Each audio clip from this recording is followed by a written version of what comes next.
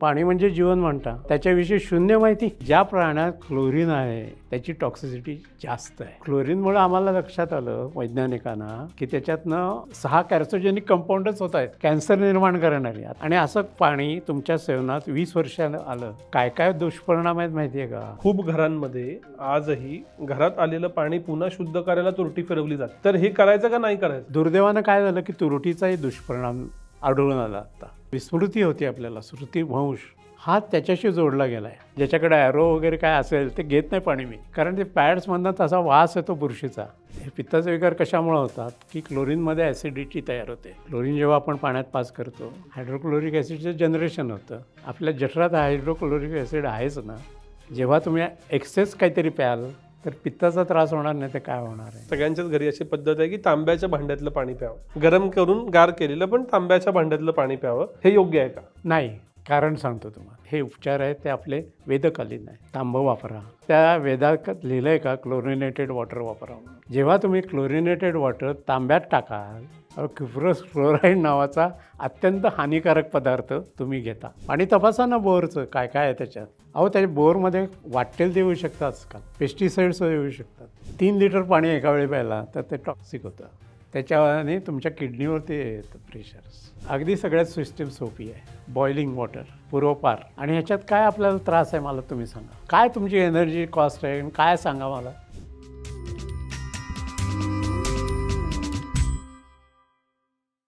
नमस्कार, मी विनायक पाचलक आणि थिंकबँकच्या behind the सीन्समध्ये तुम्हा सगळ्यांचं पुन्हा एकदा मनापासून स्वागत.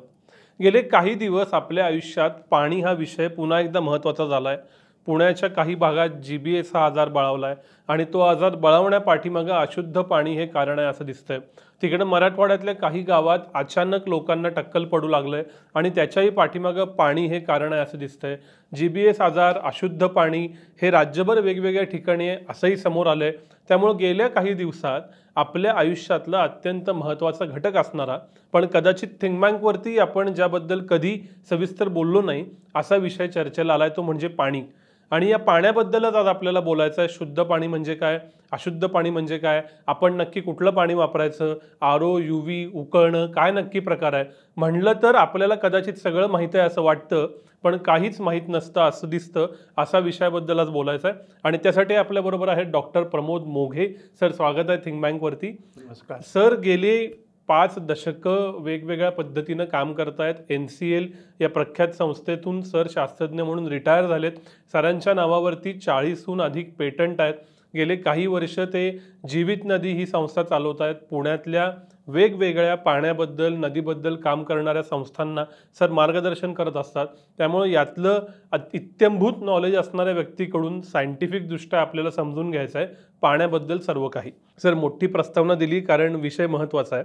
असं म्हणतात की ज्या देशातलं नळाचं पाणी चांगलं असतं तो देश समृद्ध असतो. आपल्याकडच्या पाण्याची परिस्थिती नक्की काय आहे, काय घडतं? दुर्दैवाचा भाग असा आहे की पाणी हा विषय किंवा एन्व्हायरमेंट म्हणजे पर्यावरण हा अतिशय दुर्लक्षित राहिलेला विषय माझ्या दृष्टीने आहे. कारण बेसिकच काही माहिती नाही. तर मीच तुम्हाला विचारू शकतो की एक्झॅक्टली पिण्याचं पाणी म्हणजे काय? नाही माहिती. नळातून येतं ते कोणीही सांगू शकतो. आता नळातनं येतं बरोबर, पण सर काय पिण्याचं पाणी म्हणजे नक्की काय?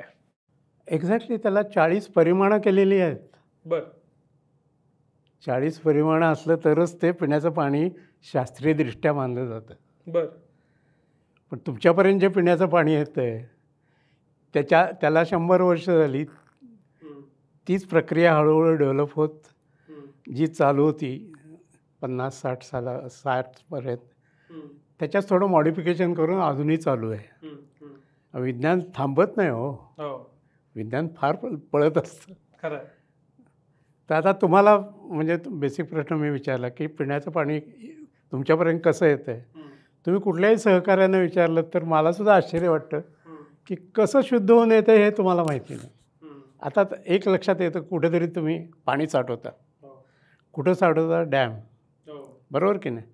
कुठेतरी आपलं पुण्याचं फक्त बोलू हां, तर आम्ही ते खडकवासल्याला साठवणार.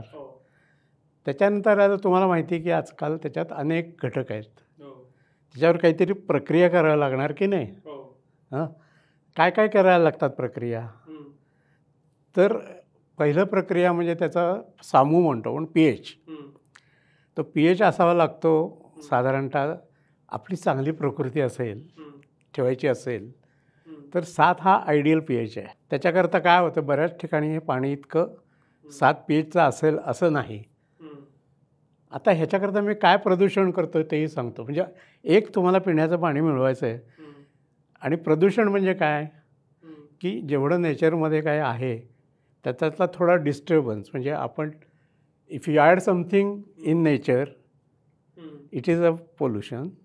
If you subtract from nature it is a pollution.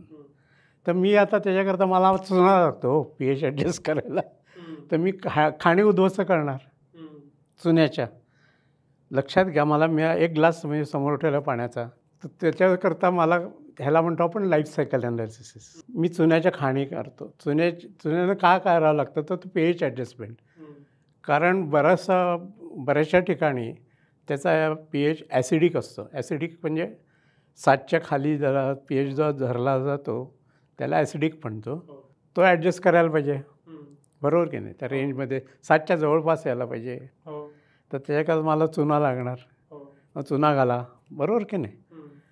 नंतरचा पुढचा भाग काय आला हो, गाळणी आली. इतके तरंगणारे असंख्य पदार्थ. तर तुम्हाला आठवत असेल की ह्याच्याकरता तुम्ही घरात काय वापरत होता, गाळ बसवायला. तुरटी. हे तरी नक्की माहिती आहे ना. म्हणून ती तुरटी घालायला लागते. आता तुरटी कशी निर्माण करता हो, असा विचार केला पाहिजे ना. तर तुरटी तुम्हाला बॉक्साईटच्या खाणी उद्ध्वस्त करायला पाहिजेत, बरोबर की नाही. त्याच्यावर सल्फ्युरिक ॲसिड निर्माण करायला पाहिजे. बॉक्साईटवरती सल्फ्युरिक ॲसिडची रिॲक्शन केल्यावर तुम्हाला ॲलम मिळणार. आलं का लक्षात. म्हणजे किती पोल्युशनचे भाग आले. ही टेक्नॉलॉजी जुनी सांगतो आहे मी तुम्हाला. आत्ता जी चालू आहे ती, याच्यात किती भाग आले पोल्युशनचे, आले की नाही. तो ॲलम झाला. ॲलमने काय करणार तुम्ही, गाळ बसवणार, बरोबर की नाही. गाळ बसवल्यानंतर पुढं काय करायचं आहे की वरचं जे पाणी असतं त्याच्यात जंतू आहेत. मग एकूण एक शोध लागला तो 1910 साली की काही झालं तरी आपलं क्लोरीन वापरा, डिसइन्फेक्शन होईल. विज्ञान धावत असतं, त्या शोध लावावे लागतात काय करायचं इमिजिएट, नाही का. म्हणून क्लोरीनचा भाग आला. क्लोरीन डिसइन्फेक्शन हे मान्य जगभर झालं. तर ते क्लोरीन हा निर्माण कसा करतात, परत समुद्राच्या पाण्यावर रिॲक्शन करावं लागते मला. त्याच्यात मर्क्युरी सेल वापरावे लागतात. त्याच्यातनं मी क्लोरीन निर्माण करणार, मर्क्युरीचं पोल्युशन करणार आणि त्याच्यातनं तुम्ही क्लोरीन निर्माण करून माझं पाणी शुद्ध करायला पिण्याचं तो वापरणार डिसइन्फेक्शनसाठी. ही झाली reaction mechanism of water purification. मधले बरेच आहेत घटक. ते उगीच कशाला, एक सामान्य माणूस म्हणून असं करूया की सामान्य माणसाला हे कळावं सगळं. बरोबर. ह्याच्यात किती पोल्युशन आली हो. म्हणजे टेक्नॉलॉजीत आपल्याला इतके अडथळे आहेत वैज्ञानिकदृष्ट्या, आलं की नाही. मग ही पद्धत जी अजूनही आपण वापरतो आहे, तर तुम्ही आम्हाला विचारायला पाहिजे काय बाबा याच्यात काय डेव्हलपमेंट झाल्या. ह्या सगळ्या पोल्युशनच्या पद्धती आहेत. ह्याला मी इको फ्रेंडली म्हणू शकत नाही. त्याचं कारण असं आहे की ह्या सगळ्या जेव्हा घटक असे लक्षात आले, ॲलमसारखे म्हणा किंवा क्लोरीनसारखे वगैरे, हे घटक जेव्हा शास्त्रीयदृष्ट्या जेव्हा विश्लेषण होत गेलं पुढं तर पाण्याला काहीतरी स्टँडर्ड द्यायला पाहिजे ना आपण, बरोबर आहे की नाही.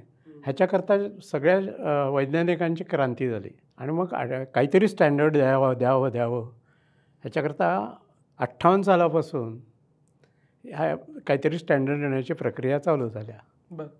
आपल्याला काय युनोच माहिती आहे, आपलं WHO त्याचं हे केंद्र, प्रचंड त्याच्या हाताखाली सायंटिस्ट आहेत. प्रत्येकाने इतका अभ्यास करून जवळजवळ त्या काळात जवळजवळ 38 वगैरे होते, आता 45 झालेत. पण हळूहळू अशा परिमाणं केली की हे जर घटक याच्यात जास्त असले, कारण शेवटी तुमची पाणी काय आहे माहिती आहे का, पाण्यावरती 80% रोग अवलंबून. पाण्यात जरा काही थोडी हालचाल झाली तर तुमच्या जीवनातले 80% रोग हे पाण्यावरती आहेत. म्हणजे किती भाग व्यापला आहे. आणि हे जर पाणी जर तुमचं शुद्ध नसेल तर काय हालत होईल. ह्याच्याकरता आपण हे रूल्स करावे लागले. मग रूलमध्ये आता काय काय पहिल्यांदा चालू झालं की पाण्याची pH कशी पाहिजे, पाण्याचं टेम्परेचर काय पाहिजे, सगळ्याच सृष्टीचा विचार करून येतं ना. एकच नाही नुसती सृष्टी, सगळे जलचरावर काय होईल, हवेत काय होणार आहे वगैरे वगैरे. तर त्याच्या दृष्टीने 40 वेळा झाली. हळूहळू लक्षात आलं की अरे ह्याच्यात मेटल्स आहेत, शरीरात जसे मेटल्स आहेत तसे त्याच्यातही मेटल्स आहेत ना नैसर्गिक पाण्यात. ते किती घातक आहेत, त्याच्यातले घातक कुठले आहेत, त्याचे काहीतरी पॅरामीटर पाहिजे ना. हे असे शोध लागत लागत लागत अशी डेव्हलपमेंट झाली आणि स्ट्रिक्टली इंटरनॅशनल पॅरामीटर्स झाले, इंटरनॅशनल स्टँडर्डचे. शाळा कॉलेजेसमधनं हे प्राथमिक हे द्यायला पाहिजे की काय हे परिमाणं निर्माण केली. ह्या प्रत्येक परिमाणाचा घटक तुमच्या शरीरावर ॲक्ट करणार आहे. सर, रोजच्या जगामध्ये 40 पॅरामीटर बघणं कदाचित सामान्य माणसाला शक्य होणार नाही. अगदी बरोबर आहे. तर त्यानं कसं ओळखायचं माझ्या घरात येणारं पाणी पिणेबल आहे का नाही, हे ओळखण्याची घरगुती टेस्ट काय आहे? नाही, तुम्ही एकदम फार पुढं गेलात. कारण टेस्ट हे करणं अगदी सोप्या टेस्ट म्हणजे तुम्हाला जास्तीत जास्त वास, चव, बरोबर की नाही, जास्तीत जास्त pH तुम्हाला बघता येईल, चव तरी घेता येते, वास तरी कळतो, थोडासा हार्डनेस, टर्बिडिटी वगैरे म्हणतो ते कळू शकतं, जे दृश्य आहे सामान्य माणसाला चाललं आहे. बरोबर. पण ह्या नुसत्या झाल्या फिजिकल गोष्टी, त्याला पशुपक्षीसुद्धा तोंड लावत नाहीत. वास आणि ह्याला तुम्हाला माहिती आहे, आपण चढवूच शकत नाही. पण हे होणाऱ्या जे फॅक्टर्स आहेत हे साधे फॅक्टर सांगितले मी. तर आपण पित नाही पाणी, हे सामान्य माणूस तो नुसतं बघतो, गडूळ आहे, नाही प्यायचं नाही प्यायचं. पण ही परिस्थिती केव्हा निर्माण झाली आहे, जसं जसं प्रगत झालं आपण तसं तसं पाण्यावरती अत्याचार होत गेले. जेव्हा नदीत तुम्ही पहिल्यांदा बघत असाल, कुठं असाल तिथे, त्या नदीत आणि आत्ताच्या नदीत तुम्हाला जमीन आसमानाचा फरक दिसेल. कारण एवढे फॅक्टर्स त्याच्यात मिसळतच नव्हते. हे आले शेतीचे काही रसायनात येतात, बरोबर आहे की नाही. शेवटी आपण जे पाणी साठा करतो त्याच्यात अनेक फॅक्टर्सचं हे आहे, जमिनीतली काही केमिकल्स आहेत त्याच्यात, म्हणजे डिझॉल्व होणारी. तर अशा तऱ्हेनं ते सगळं निर्माण होतं पाण्यात. आणि त्याच्यात घातक कुठले आहेत, आता समजा माझ्या इथं आर्सेनिकचंच हे निघाला जसा बंगालसारखा, तर पाण्यात आर्सेनिक आहे, त्याचा तुमच्या कातडीवरच परिणाम होणार. आज आपलं साधारण मराठवाडा घेतलं किंवा बरंच रिजन आहे महाराष्ट्रातला ज्याच्यात फ्लोराईड्स आहेत. फ्लोराईड्सने काय होणार आहे, माणसाची हाडंच जातात, हाडं वागतात, बरोबर की नाही. म्हणजे त्याच्यावर काहीतरी तुम्हाला परिमाण पाहिजे का नाही, आलं का. म्हणजे उदाहरणं देतो जनरल. ही अशा तऱ्हेचे जे काही मिनरल्स असतात, कुठं लेड मिळेल तुम्हाला, मर्क्युरी मिळेल जास्त, म्हणजे तर अशा तऱ्हेनं जेवढे घातक पदार्थ आहेत, क्रोमियम कॉपरसुद्धा घातक पदार्थ आहे. लक्षात आलं. आयर्नसुद्धा, लोह, तो सुद्धा घातक आहे. एका विशिष्ट मर्यादा जेव्हा क्रॉस होते त्याला टॉक्सिसिटी म्हणतात. आणि तुम्हाला माहिती आहे का, आपल्याला पाण्यालाही टॉक्सिसिटी आहे, माहिती आहे. 3 लिटर पाणी एका वेळी प्यायला तर ते टॉक्सिक होतं. त्याच्याने तुमच्या किडनीवरती येतं प्रेशर्स. असे तुम्ही एक तांब्याभर पाणी प्यायलं वगैरे म्हणण्याची गोष्ट होती गोष्ट. पण एक लक्षात घ्या, 3 लिटरच्या वर एका वेळी घेतलं तर किडनीवरती प्रेशर येऊ शकतं. That is non as a level of toxicity. म्हणजे ह्याच्या पलीकडे काही करायला गेलं तर तुम्हाला निश्चित काहीतरी त्रास होणार. मग त्याच्यातले जे काही घटक आहेत, मिनरल्स वगैरे, त्याचे डायरेक्ट किडनीवर परिणाम होतात, बरोबर आहे. तर समजा तुमच्या ह्याच्यात मर्क्युरी वगैरे, बरोबर आहे. तर समजा तुमच्या ह्याच्यात मर्क्युरी वगैरे सारखे आले घातक पदार्थ, तर काय होणार आहे, कॅन्सरच होणार ना. ह्याच्यात निश्चितच किडनीचं कॅन्सर वगैरे अशी प्रत्येक रोगाची हे दिलेली यादी. त्यामुळं तुम्हाला त्याच्यातनं सावध राहायची हे मिळते. आणि ते PPM लेवलमध्ये आहेत सगळ्या व्हॅल्यूज. तर ह्या गोष्टी आपण घरातनं कसं काय डिटरमाइन करणार, तुम्हाला लॅबोरेटरीज पाहिजे ना. PPM लेवल काढायच्या म्हणजे लॅबोरेटरीज लागणार. पण हे आपलं नाही आहे, हे कर्तव्य आपण लॅबोरेटरीजकडे दिलेलं आहे. थोडक्यात हे कर्तव्य सरकारचं आहे. सरकार असं म्हणा किंवा काय असेल ती एजन्सी म्हणा. आपल्याला घटनेत काय सांगितलेलं तेही सांगतो. घटनेत तुम्हाला शुद्ध पाणी मिळणे हा तुमचा हक्क आहे. ही घटनेत आहे आपल्या. आता तुम्ही शुद्ध पाणी मिळणं हा हक्क आहे, जन्मसिद्ध हक्क आहे असं लिहिलेलं आहे. कुणाला माहिती आहे? घटनेत लिहिलेलं आहे. ती घटना आत्तासुद्धा मॉडिफाय होती आहे. 2022 सालीसुद्धा आपण ती घटना मॉडिफाय करतो की पाणी आता कसं पाहिजे.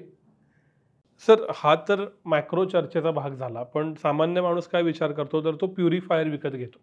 त्याच्यात पुन्हा RO आणि UV असे प्रकार असतात, किंवा काही लोक उकळून पाणी पितात. तर माझा थेट प्रश्न हा आहे की प्युरिफायरनं पाणी शुद्ध होतं का, उकळलं पाहिजे का, काय फरक आहे? सर मी आता थोड्या स्टेजेसमध्ये येतो. हो हां, म्हणजे तुमच्या ह्याला उत्तर देतोच आहे मी. हो हा फार पुढचा प्रश्न झाला आहे. आता तुम्ही म्हणाल ते क्लोरीन इथपर्यंत आलो आपण. हा एक भाग झाला. आता इतक्या टॉक्सिसिटी निर्माण झाल्या की आता असा झाला 1990 पासून की ज्या प्राण्यात क्लोरीन आहे त्याची टॉक्सिसिटी जास्त आहे. हे जो आपला भाग प्युरिफिकेशनचा होता, बॅक्टेरिया प्युरिफिकेशन, जीवजंतू नकोत, हा जो भाग आहे ना, क्लोरीनमुळे सगळे मरतात. पण क्लोरीनमुळे आम्हाला लक्षात आलं वैज्ञानिकांना की त्याच्यातनं 6 कॅर्सोजेनिक कंपाऊंडच होत आहेत, कॅन्सर निर्माण करणारी. आता जे पिण्याचं पाणी आहे रोजचं आपण पितोय ते या 6 कॅर्सोजेनिक कंपाऊंड आहेत. मग मला ते घटक टाकावे लागले ना परिमाणामध्ये, बरोबर का? ते क्रॉस झालं ते आहेतच आता कॅर्सोजेनिक, पण ते तुम्हाला जर ते पाळता आलं नाही, शिस्तीनं पाळलं गेलं नाही क्लोरिनेशन, आणि असं पाणी तुमच्या सेवनात 20 वर्षानं आलं तर काय काय दुष्परिणाम आहेत माहिती आहे का? सगळ्यात 3 तऱ्हेचे कॅन्सर्स. हे पाणी सतत 20 वर्ष पोटात गेलं तर, आत्ता पितोय ते, त्याच्यात जर चुकून मात्रा जास्त असेल क्लोरीनची सतत, ह्याच्यात ते 6 कॅर्सोजेनिक कंपाऊंड, त्याला ट्रायहॅलोमिथेन्स म्हणतो आम्ही, हे जर असले, त्याची लेव्हल आहेच, त्या लेव्हलच्या बाहेर जर ते असतील तर तुम्हाला हमखास कॅन्सरचे रोग होणार. त्याच्यानंतर तुमच्या कातडीवर परिणाम होणार, केसावर परिणाम होणार. आता लक्षात घ्या काय काय परिणाम होणार.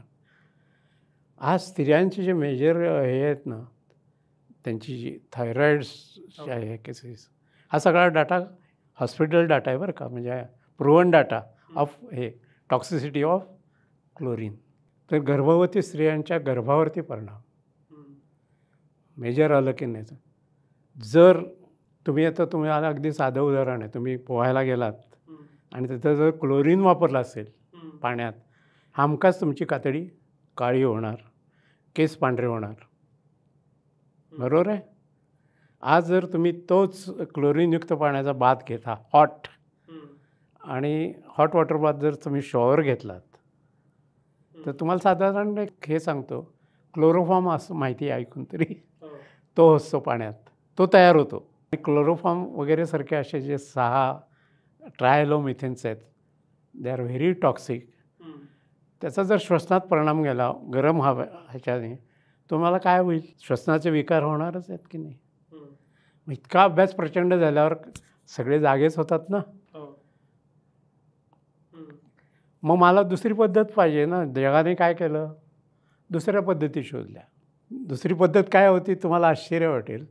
ज्यावेळी क्लोरीन वगैरेचं हे झालं त्याचवेळी फ्रान्समध्ये क्लोरीनची त्याचवेळी त्या लोकांना थोडीशी टॉक्सिसिटी ध्यानात आली.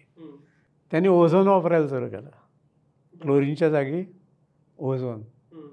1906चं प्लॅन्ट आहे फ्रान्ससारख्या देशाचं. आणि आता इतकं लक्षात आल्यावर 7-8 देशांनी सरळ आपली जी पद्धत आहे तीच बदलली. आणि हे नकोच ना विकतचं श्राद्ध. काय होतं आपल्या इथं आपण ॲल्युमिनियम वापरतोय, तुम्ही मग सांगितलं. दुर्दैवानं काय झालं की तुरटीचाही दुष्परिणाम आढळून आला आता. तो इतका वाईट आहे, म्हणजे ऐकण्यासारखा आहे की आता जो विस्मृती होती आपल्याला, श्रुतिभ्रंश, हा त्याच्याशी जोडला गेला आहे. काय सांगतो? हां. आणि जर तुमच्या मेजरमेंटनं त्या आल्या नाहीत ना तर तुम्हाला स्मृतिभ्रंश अगदी यंग एजपासून चालू होणार. आणि डिमेन्शिया तुम्ही बघताय की आता अशा केसेस किती वाढत आहेत. ते हॉस्पिटलचा डाटा तो असतो त्याच्यानं कोरिलेट करून WHO ने त्याला परिमाण दिलंच आहे. अशा परिमाण सगळीकडे तुम्ही आलं तर वापरणारच आहात, त्याला इलाजच नाही. खूप घरांमध्ये आजही घरात आलेलं पाणी पुन्हा शुद्ध करायला तुरटी फिरवली जाते. तर हे करायचं का नाही करायचं? काय म्हणजे कशाकरता तुरटी फिरवायला लागते पण? कारण ते फिल्टर होऊनच आलेलं पाणी आहे ना, त्याच्यात तुरटी फिरवायची काही गरज नाही आहे. बरोबर आहे ना. शुद्ध पाणी पांढरं शुभ्र दिसलं तर कशाला, गढूळ असेल त्याच्यात आपण तुरटी फिरवतो. हा, पण बऱ्याच ठिकाणी अजूनही हो, पद्धत पण आहे. त्यांना ती ही असं आहे, हे डोसेबद्दल त्या बिचाऱ्यांना काय माहिती आहे. पण म्हणजे टाळावं तुरटी फिरवणं.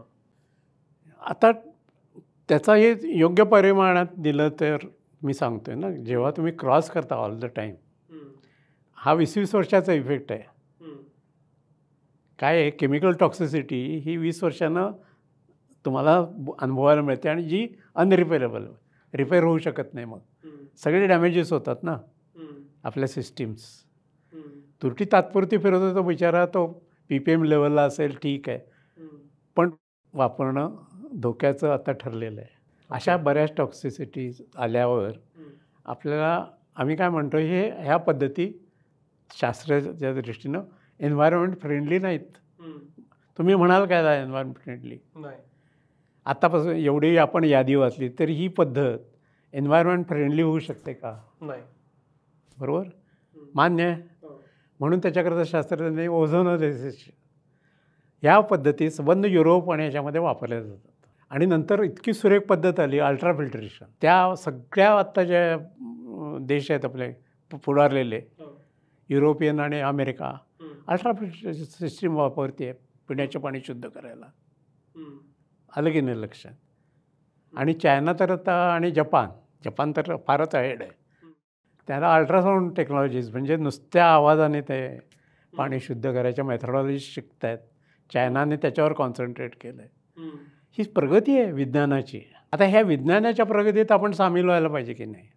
तुमचं काय म्हणणं आहे? मला एवढे धोके आहेत माझ्या सिस्टीममध्ये, तर मी कुठली पद्धत? जी सर, मी फक्त शास्त्राच्या दृष्टीनं सांगतोय तुम्हाला.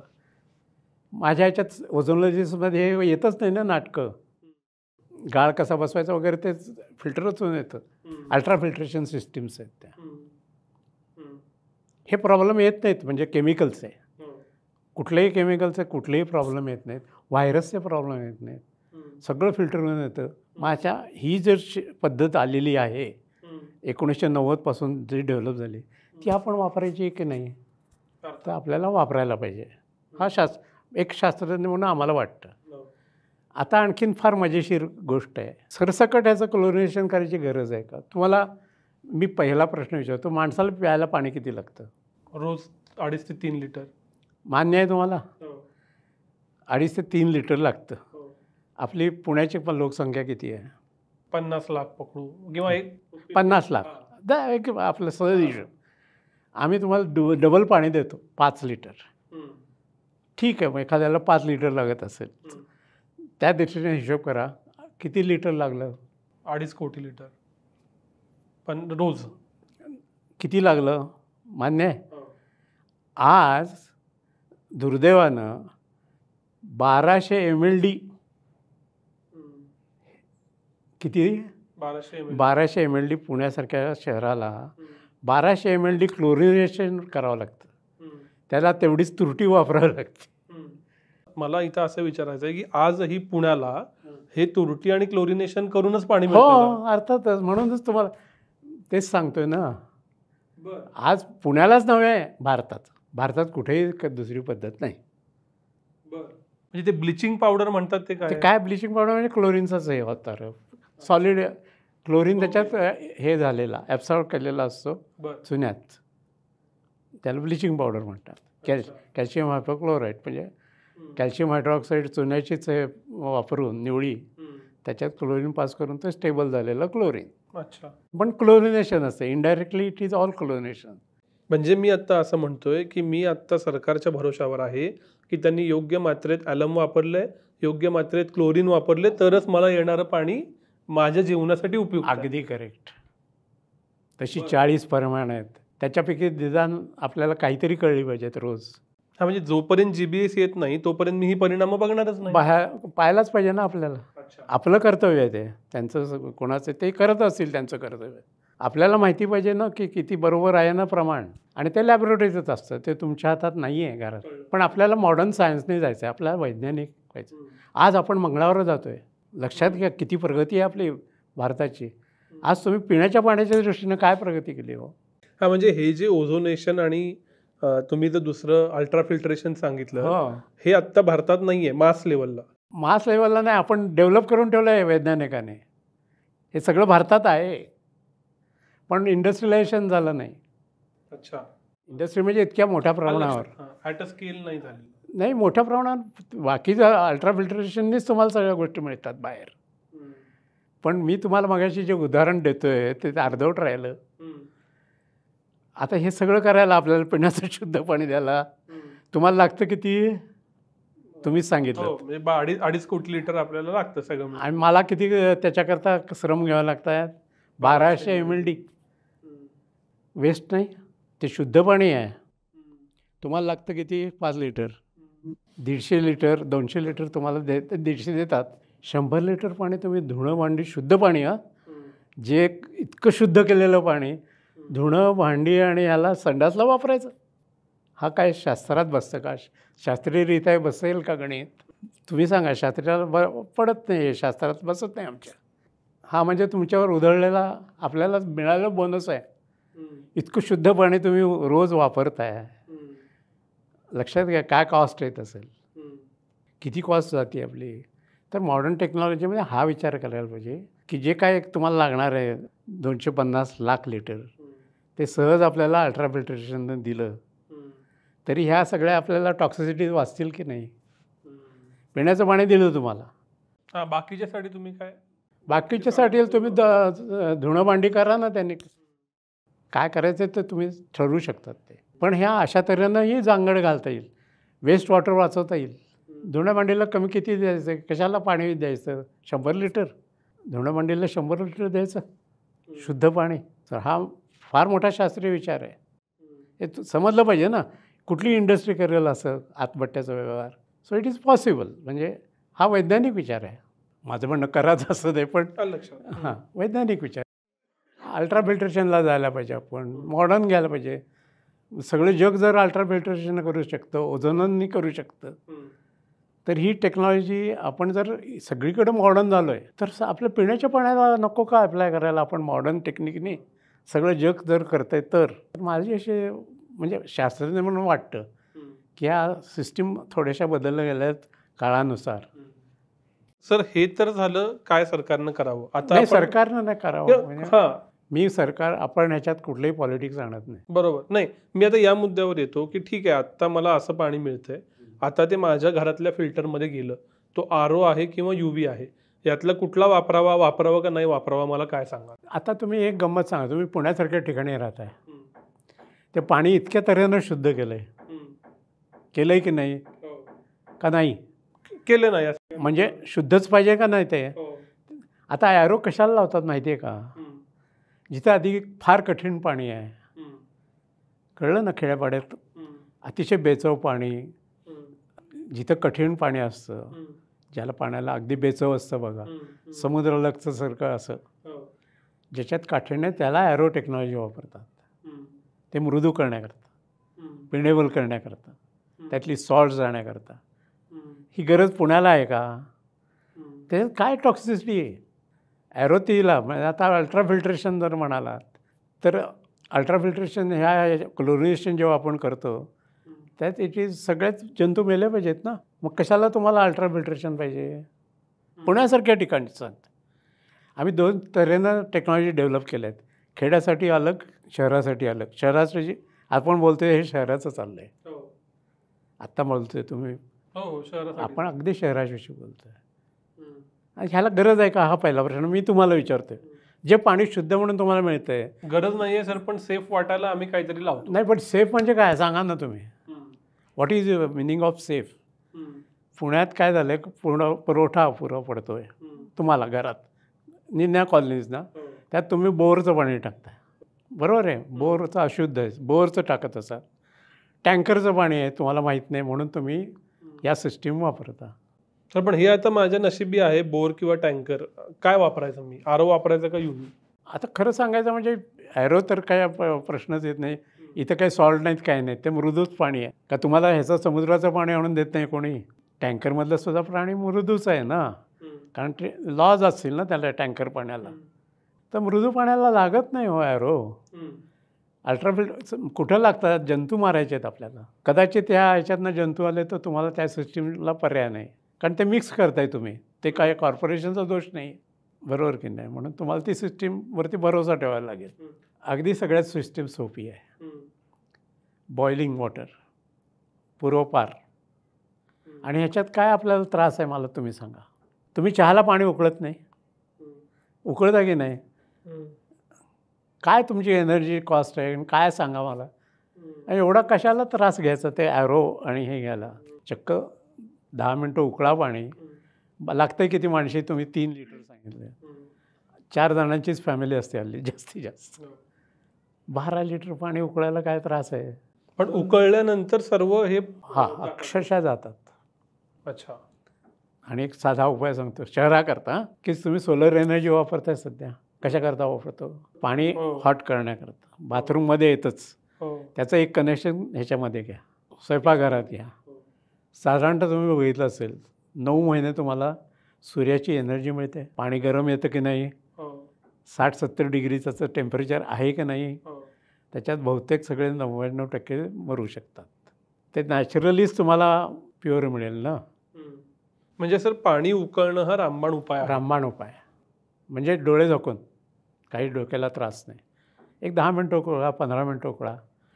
आणि तो का उकळा याचं खरं कारण आणि पाहिजे असेल शास्त्रीय, की दुर्दैवानं आपण क्लोरिनेटेड वॉटर पितो आहे. समजा काही असेल त्याच्यात, हे 6 घटक येतातच रोज, मला त्याच्यावरती मात करायची आहे, तर काय ती व्होलाटाईल कंपाऊंड्स आहेत.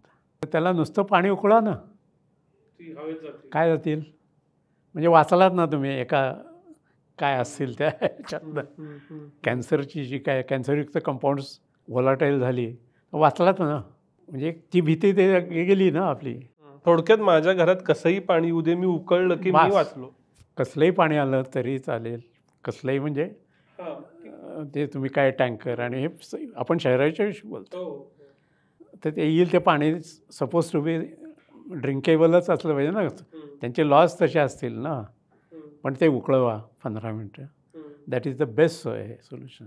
बाकी याच्यातसुद्धा काय असतं, पॅड्स बदलणं. ह्याची पॅड्स बदलावे लागतात तुमच्या सिस्टीमच्या, आणि ही सिस्टीमची पॅड्स बदलली जात नाहीत आपल्याकडनं. सायन्स वापरायचंच नाही ना कुठे.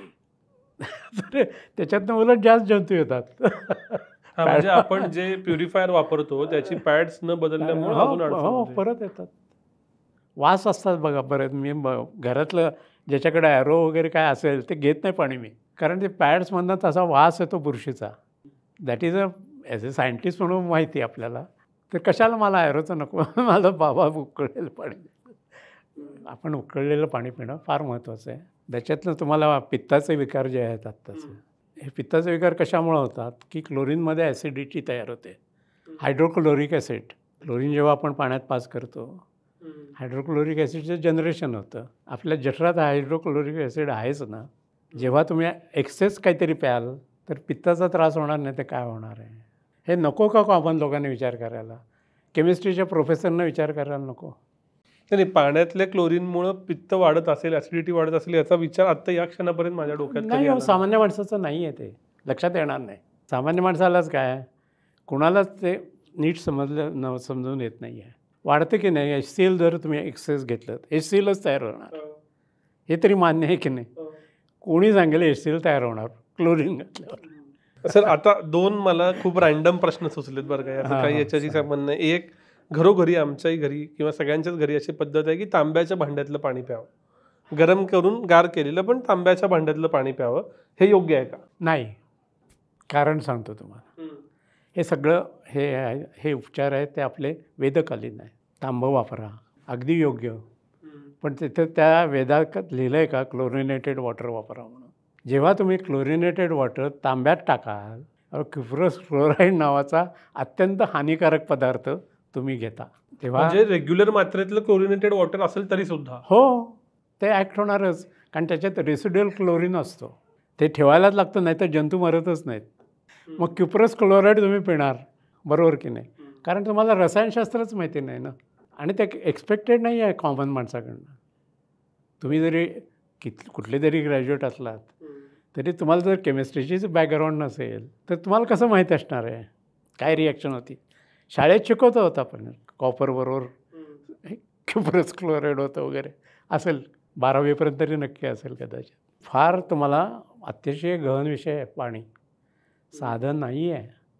सर दुसरं एक मिनरल वॉटर बाहेर मिळतं, बॉटल्ड वॉटर. त्याच्यात काही ठिकाणी ओझोनेटेड लिहिलेलं असतं, काही ठिकाणी ओव्हर ऑक्सिजनेटेड लिहिलेलं असतं, काही ठिकाणी नुसतं मिनरल वॉटर असतं. आता वेगवेगळ्या ऑफिसेसमध्ये आमच्यासह 20-20 लिटरच्या कॅन्स येतात. ह्यात नक्की काय असतं, ह्याच्यात कोणावर विश्वास ठेवायचा आणि कसं काय दुर्दैवानं कशावरच आपण विश्वास ठेवायचा हे मी तुम्हाला सांगू शकत नाही. पण एक ह्या पाण्याला बॉटल पाणी जे आहेत ना चांगल्या कंपन्या, तुम्ही त्याच्यावर बघा BSI लेबल आहे. It should be with standard. त्याला सुदैवानं स्टँडर्ड कंपल्सरी केलं आहे गव्हर्नमेंटने, म्हणून ते पाणी आपण म्हणजे मानसिकदृष्ट्या मी सुद्धा BIS आहे का असेल बाबा. आता आज जर आपण बघितलं हे प्लॅन्ट्स बंद करतात, 40 प्लॅन्ट बंद झाली आज. आणि मग विश्वास कोणावर ठेवणार हो मी? प्लॅन्टचा अर्थच काय आहे? बॉटल प्लॅन्ट म्हणजे तुम्ही BIS स्टँडर्ड पाळताय, म्हणजे BIS म्हणजे मी आता सांगितले ना 40, हे सगळे पॅरामीटर त्याच्यात पास झालेले आहेत. आलं का लक्षात? पण तिकडे त्या प्लॅन्ट्समध्ये कुठली मेथड असते? ही क्लोरिनेटेड असते, अल्ट्राफिल्ट्रेशन वापरतात, अल्ट्राफिल्ट्रेशन, ॲरो वापरत असतील. ओके. आणि हे ओझोनेटेड वॉटर म्हणतात ते ओझोन एनालिसिस करतात. अच्छा, मी जे सांगतोय ते आता. पण ते बेटर आहे मग? अरे सगळी चांगलीच आहेत ती. ओझोन आणि अल्ट्राफिल्ट्रेशन जागतिक आहे तो. तीच आपण आपल्याला ॲडॉप्ट करायला पाहिजे. ती टेक्नॉलॉजी आपण आता कॉर्पोरेशन लेवलवर ते ॲडॉप्ट झाली पाहिजे. म्हणजे आपण प्रगत राष्ट्र व्हायचं असेल तर, म्हणजे त्या दृष्टीने. नाहीतर प्रगत राष्ट्रसुद्धा क्लोरिनेशन वापरतात, पण दररोज मला रिपोर्ट पाठवायला जातो, माझे घटक एवढे आहेत, याच्यात हे नाही, याच्यात हे नाही, हे नाही. दर आठवड्याला प्रत्येक नागरिकाला मिळतं मागितलं की. तसं द्यावं, म्हणजे मग माझी गॅरंटी झाली ना. तुम्ही क्लोरिनेशन वापरा पण माझी गॅरंटी झाली, मी सेफ झालो ना. मला काही नको आहे बाकी. मी कुठे लॅबोरेटरीत जाणार आणि एवढे घटक तपासणार. सो दॅट इज आपण मॉडर्न झालं पाहिजे. म्हणजे दुर्दैवाचा भाग असा झाला आहे की बाकी सर्व शास्त्रात जरी आपण पुढं गेलो तरी इकडची ही सर्व शास्त्राची जी आरोग्याशी निगडीत आहेत त्यातला मेनच आहे की आपण नाही त्याच्यात पुढं गेलो. हे तर प्यायच्या पाण्याबद्दल झालं. पण कायम एक म्हणजे पुण्यासारख्या शहरात प्रत्येक महानगरात प्यायचं पाणी पुरत नाही किंवा महानगरपालिकेने दिलेलं पाणी पुरत नाही म्हणून बोरचं पाणी वापरतात किंवा टँकर येतो. जितकी मोठी सोसायटी तितकं जास्त बोरचं पाणी किंवा टँकरचं पाणी. हे वापरायला जरी वापरलं नुसतं तरी त्याच्यातनं केस गळती होती. जितक्या मोठ्या सोसायटीत राहाल तेवढे केस गळतात, त्याच्यानंतर शरीरावर रिॲक्शन येते.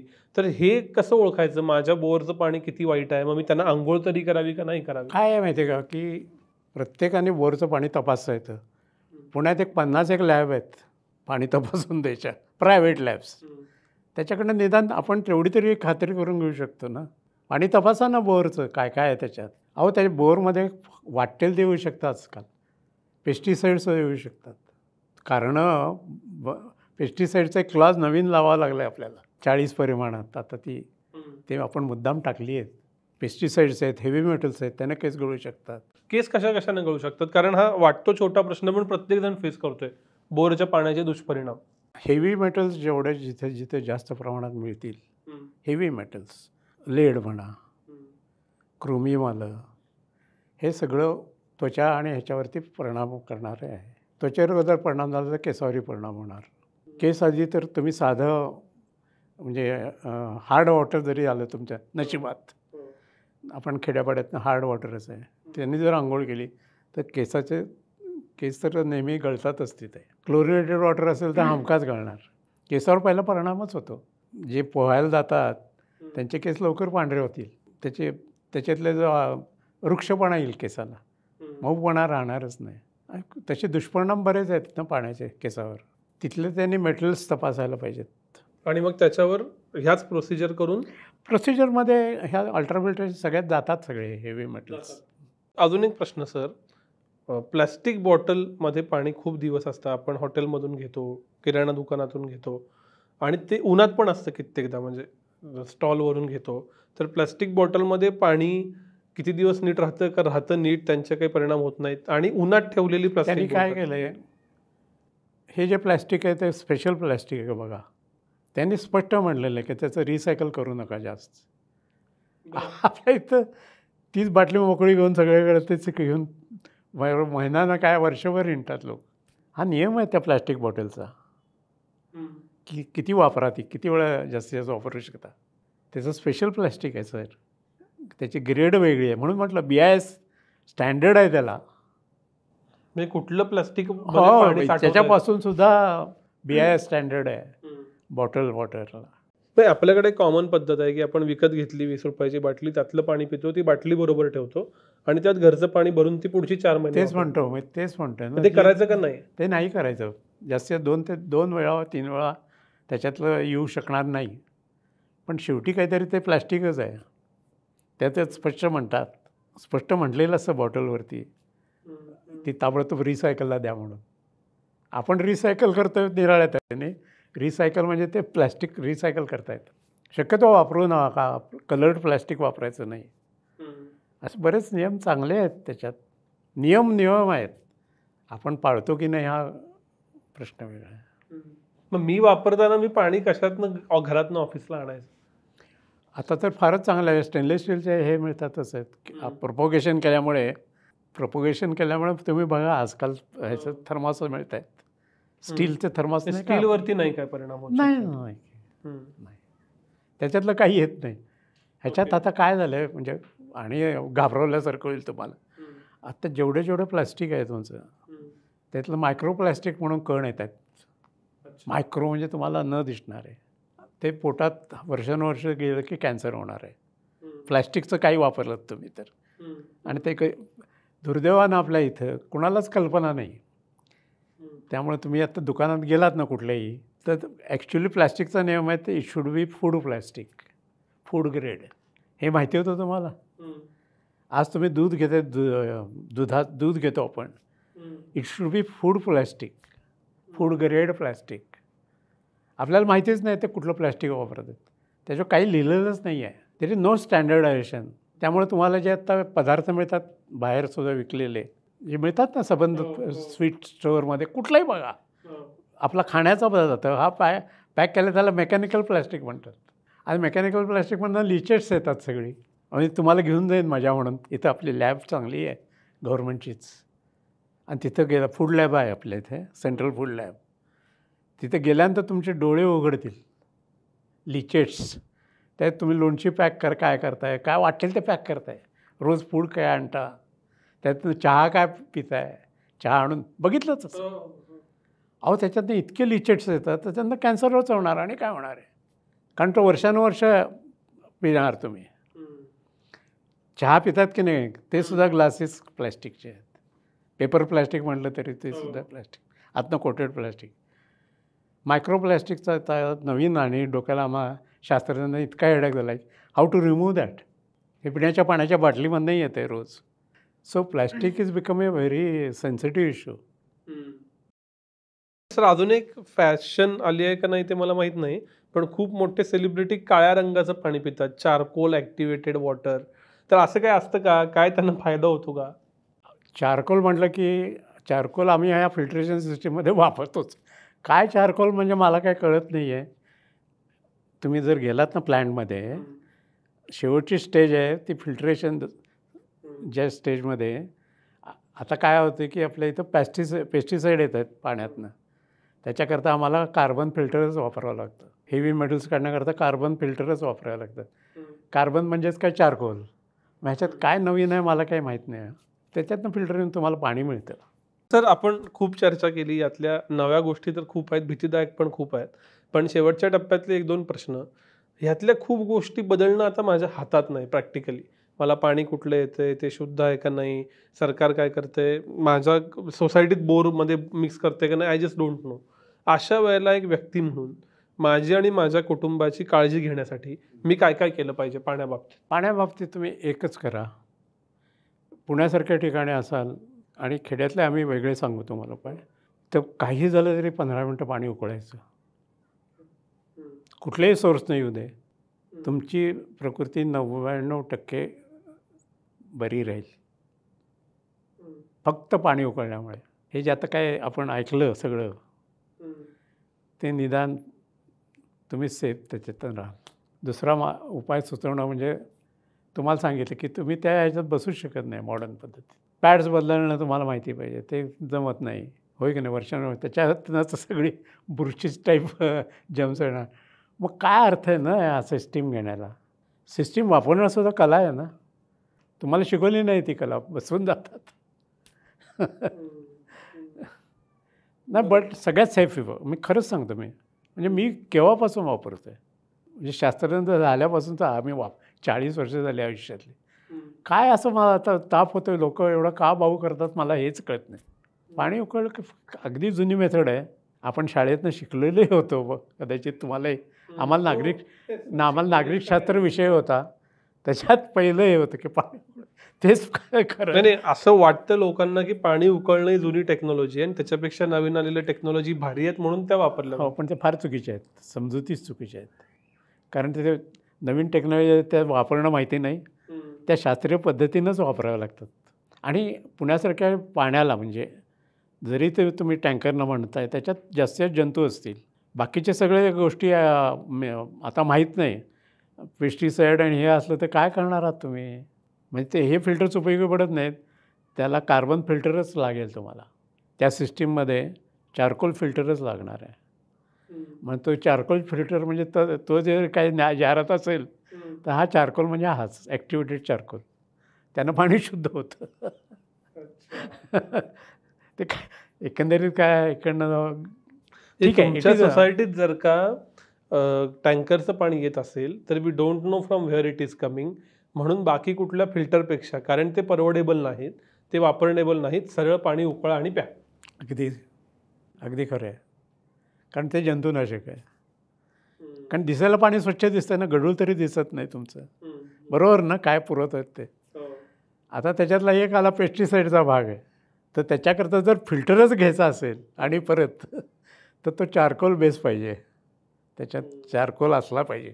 हे कदाचित ग्रामीण भागात जास्त लागत असेल, कारण शेती, तिथलं पाणी. बरोबर आहे, फारच तिथं काळजी घ्यायला पाहिजे. तिकडं काय आहे मेथड? सहज क्युरियोसिटी म्हणून शेवटचा प्रश्न. ग्रामीण भागात तुम्ही वेगळी मेथड आहे म्हणलात. शक्यतो आता काय होतं, दुर्दैवाचा भाग आहे की पेस्टिसाईड्स सगळीकडेच यायला लागली आहेत. त्या बिचारे कुठलंच हे नाही. आम्ही पाणी शुद्ध करायच्या मेथडी काय, किंवा जे असं विहिरीतलं पाणी गोड असतं की नाही, ते आधी तपासतो, त्यात पेस्टिसाईड नाहीत ना बघतो. पेस्टिसाईड असतील तर त्याच्यातला हा आम्ही चारकोलचा भाग देतो त्यांना. तो सोपा आहे. तिथं काय राख असते, राखेचा भाग मिळतोच की नाही. तुम्ही खेड्यात राहायला, मी राहिलो कोल्हापूरमध्ये आहेत ना तुम्ही. आपण तिथं बघितलं असेल सगळीकडे राख मिळते. राखेचे ढिगारे जे आहेत ना, त्या राखेच्या ढिगाऱ्यातनं तुमचे पेस्टिसाईड जातात. तो कॉलम म्हणजे आपल्याला 3 गाडग्याची सिस्टीम माहिती आहे ना पूर्वीची, वाळू, ती सिस्टीम तीच देतो खेड्यात, फक्त त्याच्यात चारकोल ॲड केला आहे जास्त. अच्छा. तो म्हणजे राख, तुमची रोजची राख आम्ही ती टाकून द्या झाडांना, पण निदान त्यांचं पेस्टिसाईडमधनं ते वाचले. सोलर एनर्जी आहे. आम्ही प्रत्येकाला काय सांगतो, कुठलंही पसरट भांडं घ्या, ॲल्युमिनियम सोडून कुठलंही घ्या, तिथं क्लोरीन नाही आहे, बरोबर आहे की नाही. विहिरीत काय आपण क्लोरीन टाकत नाही. सूर्याच्या एनर्जीने तुम्हाला believe it or not, SODIS technology म्हणून आहे, खेड्यासाठी खास डेव्हलप केलेली आहे. त्यातनं सगळे जंतू मरतात, मला क्लोरीन लागत नाही. आणखीन एक नवीन टेक्नॉलॉजी आम्ही डेव्हलप केलेली, ही फार मजेशीर आहे.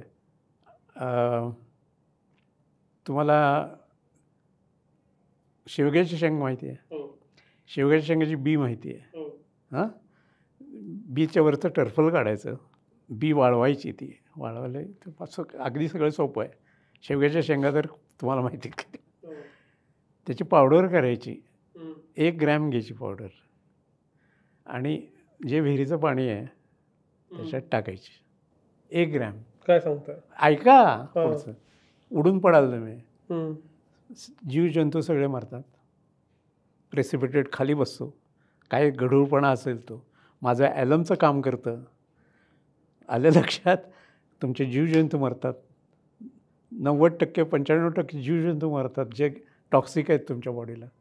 10 पैशात मी मिनरल वॉटर इतकं स्वच्छ पाणी देतो. इतकी सोपी टेक्नॉलॉजी आहे.